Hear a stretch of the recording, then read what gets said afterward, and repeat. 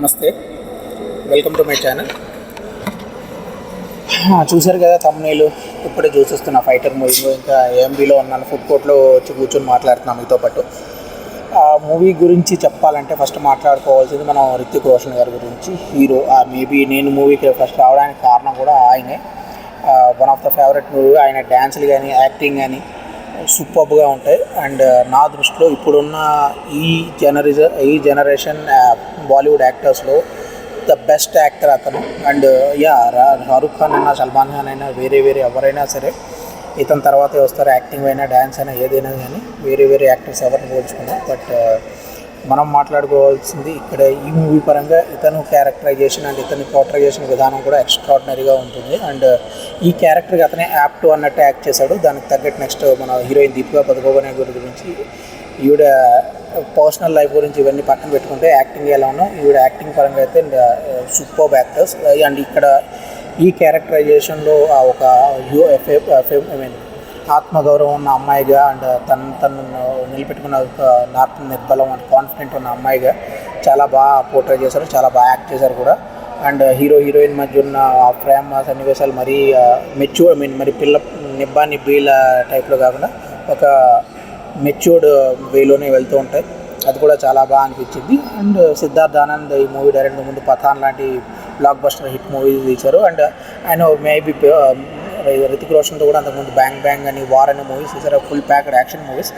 But ఈ మూవీకి వచ్చేటప్పటికి యాక్షన్ అండర్ కరెంట్గా ఉన్నా కూడా ఇందులో కొంచెం భావోద్వేగాలకి, ఎమోషన్స్కి అండ్ హీరో అప్స్ అండ్ డౌన్స్కి, క్యారెక్టరైజేషన్ ఫాల్స్ గురించి, ఓవర్ కాన్ఫిడెంట్గా ఉన్న హీరో ఎలా ఫాల్ అయ్యి మళ్ళీ ఎలా రైజ్ అవుతాడు, తన ఒక్కడి వల్ల ఎప్పుడు ఏది జరగదు, అంత టీమ్ ఎఫర్ట్ ఉంటేనే అంత నిలబడుతుంది అన్న ఒక సంకేతాన్ని మన బలం మనకు తెలిస్తే చాలు, మన టీంలో ఉన్న వాళ్ళ బలహీనతలు కూడా మనం తెలుసుకుని ముందుకు వెళ్ళాలని ఒక మంచి మెసేజ్తో తీశారు. వెళ్ళండి కూడా అంతా బాగానే ఉంది మూవీకి సంబంధించి. బట్ ఫస్ట్ హాఫ్ కొంచెం స్లోగా జరుగుతుంది. అండ్ సెకండ్ హాఫ్ వచ్చేటప్పటికి ఎమోషన్ కనెక్ట్ ఉంటాయి. అండ్ క్లైమాక్స్ అయితే ఎక్స్ట్రాడినరీ నెక్స్ట్ లెవెల్లోనే తీశారు.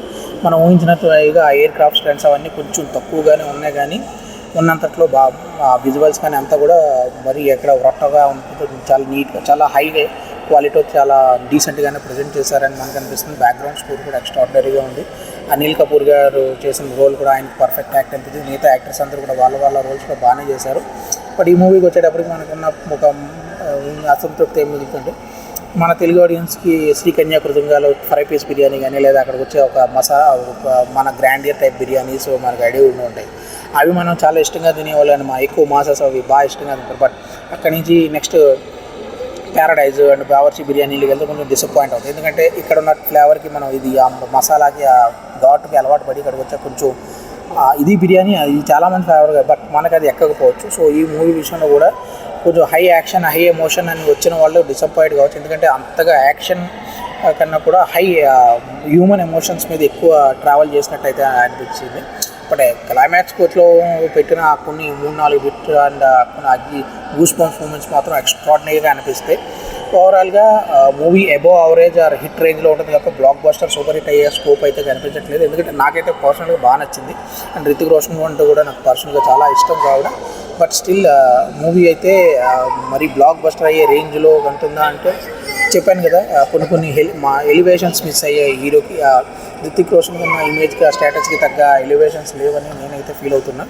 మేబీ అదొకటి మైనస్ పాయింట్ కావచ్చు. బట్ మిగతా అన్ని ఆస్పెక్ట్లు అండ్ కొంచెం స్లోగా కూడా ఉంది. బోర్ కొట్టలేదు, కానీ మూవీ కొంచెం స్లో డౌన్. కానీ అండ్ ఇప్పుడున్న యువతరానికి కొంచెం ఉంటేనే బోర్ అని జంకలు ఎగరేసుకుంటుంటారు. అలాంటి వాళ్ళకి బాగా ఇబ్బందిగా ఉండొచ్చు మూవీలో చూడడం. బట్ స్టిల్ కొంచెం సినిమాటిక్ సినిమాని అర్థం చేసుకుని చూద్దాం అనుకుని వచ్చే వాళ్ళకి అండ్ రితిక్ రోషన్ ఫ్యాన్స్కి కూడా బాగానే ఉంటుంది. ఫ్యాన్స్ కూడా డిసప్పాయింట్ అవ్వచ్చు. ఎందుకంటే అంత యాక్టర్స్గా ఈ మధ్య బాలీవుడ్ కూడా ఈ ఎలివేషన్స్ మీద కొంచెం ఎక్స్పెక్ట్ చేస్తుండగా ఆ లెవెల్ ఆఫ్ ఎలివేషన్స్ అయితే లేవు. బట్ ఓకే, రితిక్ రోషన్ ఇంతకు ముందు చేసిన సినిమాల్లో ఇంతకు వెళ్ళి చూసుకుంటే ఆయన డీసెంట్గానే ఆయన పాత్రకి అవ్వాల్సిన ఎక్కడ డౌన్ అవ్వకుండానే తీశారు. ఆ పాత్ర నిధిలోనే తీశారని చెప్పాలి.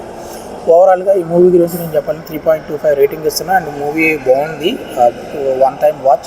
ఫ్యాన్స్ అయితే చూడొచ్చు, చెప్తున్న ఫ్యామిలీతో కూడా చూడొచ్చు. ఎలాంటి వల్గారిటీస్ విజయంలో ఫైనల్గా కన్క్లూడ్ చేద్దాం అనుకున్నవి 2 పాయింట్స్తో ముగిద్దాం అనుకుంటున్నాం. బాలీవుడ్ ఆ టెంప్లెట్ మాత్రం మానలేదు. ఒకటి ఫెమినిజం మీద ఆయనలో రెగ్యులర్గా తీసే ఆ టెంప్లెట్ ఒకటి, అండ్ సెక్యులరిజం మీద వాళ్ళు ఒక ప్రాపగెండాతో తీస్తూ ఉంటారు. ఆ రెండు మాత్రం, అండ్ బికినీ షార్ట్లు ఒకటి కూడా, 3 ఈ రెగ్యులర్ టెంప్లెట్ బాలీవుడ్లో ఉంటాయి. ఫెమినిజం మీద ఏంటంటే ఒక ఫాదరు అతనికి ఎప్పుడో కొడుకే పుట్టాలనుకుంటే కూతురు పుడద్ది, ఆవిడేమో ఉన్నత ఆశయాలకి ఎగరాలనుకుంటుంది, నాన్నేమో నాకు పెళ్లి చేసి పెద్ద గొడవ వదిలిపోద్ది అనుకుంటాడు, కానీ అది జరగదు. అది ఒక ఇండియాలో ఒక 40 కోట్ల కుటుంబాలు అంటే మహా అయితే 1-2 కోట్ల కుటుంబాలు ఇప్పుడు అలా జరుగుతుంది, లేదో జరుగుద్ది. రకరకాల మనుషులు ఉంటారు. ఈ ఒక్క సీన్ని పట్టుకుని మొత్తం అందరికీ ఆపాదించుకోవడం కరెక్ట్ కాదు. అండ్ దీన్ని అండ్ దాని తర్వాత ఒక చనిపోయిన అతను మిలిటరీలో కూడా ముస్లిమ్స్ ఉంటారు, దేశభక్తి ఉంటుంది కరెక్టే, కానీ ఎంతమందిలో ఉంటుంది ఆ పర్సంటేజ్ అనేది మనకి చాలా ఇంపార్టెంట్. అండ్ థ్రెట్ కూడా అక్కడి నుంచే ఉంటుంది అనుకున్నా మనం అర్థం చేసుకోవడం. అంటే ఒక చిన్న పెట్టగా చెప్పాలి దీనికి. ఒక ఆవిడ మన రీసెంట్గానే ఏదో కొండ చలవని పెంచుకుందామని తెచ్చుకుందంట ఇంట్లో. అది కొంచెం బాగానే అందుకుంటూ వాళ్ళు, తర్వాత ఈవిడ ఎక్కువగా ఈవిడ చుట్టే తిరగడం, ఈవిడ చుట్టే ఉండడం చేస్తుంటే ఆవిడకి డౌట్ వచ్చి దాన్ని ఒక సైకాట్రిస్ట్ దగ్గరికి తీసుకెళ్తే, మీరు 2 రోజులు ముందు దీన్ని తీసుకొచ్చి చాలా మంచి పని చేశారు, ఇది మీ చుట్టూ ఎందుకు తిరుగుతుందో మీకు తెలుసు అని అతను చెప్పిన విషయం ఆశ్చర్యపోయాడు. ఎందుకంటే ఆవిడని మింగేశాక అరిగించుకోవడానికి ఏం చేయాలా అని ఆవిడ బాడీ ఎంత ఉందో ఏంటని ఆవిడ కొలతలు కొలుచుకుంటుందంట కొండజలం. అది అతి జాలి కూడా, అదే మనం ఏదైనా అతి చేసామనుకోండి ఇలాగే తగలాడుతుంటాయి. సో ఎవరిని ఎక్కడ ఉంచాలో మనం ఎలా జాగ్రత్త పడాలో మన జాగ్రత్త మనమే తీసుకోవాలి, మన పద్ధతి మనం చూసుకోవాలి. అంతేకాకుండా అత్యావేశంగా ఎగిరిపోయాం అనుకోండి ఏం మిగలదు. సో మనం ఏంటంటే పులిసిపోయినట్టుతో పుల్లట్టేసుకుందామని కూర్చుని ఇంకా కొంచెం ఎక్కువ దాన్ని పుల్ల పెట్టుకుని అట్టేసుకున్నట్టే తయారవుతుంది మన పరిస్థితి. ఈ బాలీవుడ్ ఫెమినిజాలు ఇవాళ బాలీవుడ్ మూవీస్లో ఉంటాయి. ఆ ప్రాపగెండాని అర్థం చేసుకొని చూడండి. ఇది మన మూవీసే, మారుతున్నారు వాళ్ళు కూడా, ఇంకా కొంచెం మారాలి. సో బాలీవుడ్ త్వరలోనే మారుతుంది. మన రేంజ్లో మన కల్చర్ మట్టితో కూడిన కథలు, ఇది ఆల్మోస్ట్ మన కల్చర్ మన మట్టితో కూడిన కథ ఇది కూడా. ఇలాగే బాలీవుడ్ ముందుకు వెళ్తుందని, కొంచెం తగ్గి అన్నీ మనుషుల్లో మారి సినిమాలు తీస్తారని మనస్ఫూర్తిగా కోరుకుంటూ, all the best to Siddharth Anand. జై శ్రీరామ్.